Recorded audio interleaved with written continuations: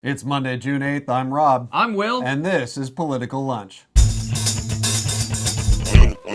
Welcome back to another week of The Lunch. We start with news from the weekend. President Obama was in France to commemorate the 65th anniversary of D-Day, which was, of course, the date of the Allied invasion of Nazi-occupied France during World War II. In Normandy, the president joined other European leaders for a solemn ceremony marking the occasion, and Obama said what past U.S. presidents have said on D-Day, more or less, that the U.S. will never forget the deeds of Allied soldiers. So it was the less public symbols of democracy and cooperation that were perhaps more significant on this trip, including what was reported to be a conversation in which several European leaders joined the president in agreeing to a new era of cooperation after 8 years in which many European nations distanced themselves from U.S. foreign policy. The human elements of Obama's trip to France also made the headlines, with a local restaurant owner commenting on what good guests the Obamas had been, and a French limo driver in the presidential motorcade who praised Obama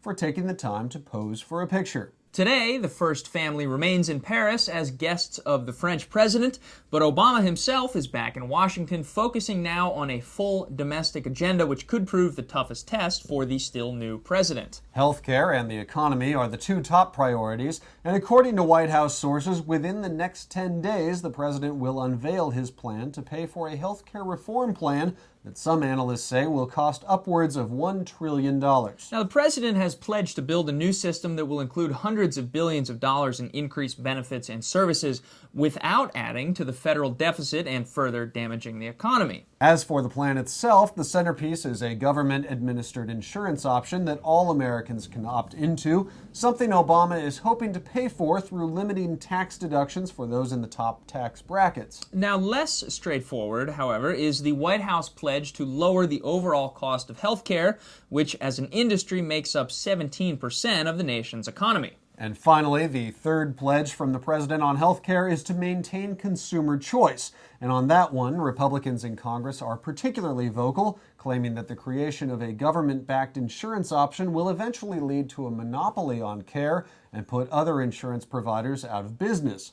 So it's an extremely complicated issue, one that Washington has been grappling with ever since then First Lady Hillary Clinton's attempts at broad reform back in the early 90s. Now, it's not all the president will be dealing with over the next few months, not by a long shot. Today, for example, it's the economy that's topping the agenda, as the White House tries to explain the fact that just $24 billion of the allocated $787 billion in economic stimulus money had actually been spent as of May 22nd.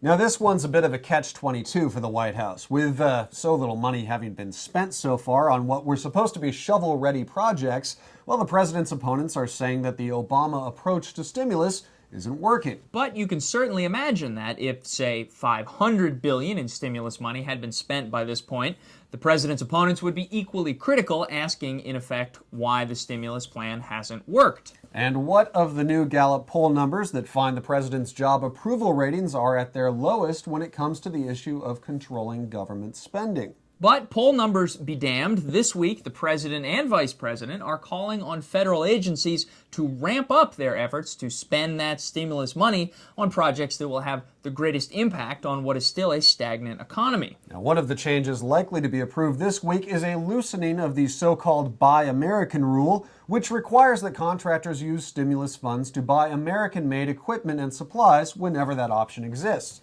Many contractors have complained of long waits to get a waiver to that rule. Finally, today, a quick return to an international issue. Secretary of State Hillary Clinton has appealed directly to North Korean leaders in Pyongyang today to release 2 American journalists who've been convicted of entering that country illegally and were subsequently sentenced to 12 years of hard labor. Experts say that North Koreans may now release the journalists in a sign of international goodwill, especially since Washington has recently indicated a willingness to return North Korea to the list of state sponsors of terrorism in response to recent nuclear and missile tests. And that will do it for us today. We've got a great week ahead of us. Thanks for watching. Remember to visit iTunes or politicallunch.com to subscribe, and we'll see you back here on Wednesday.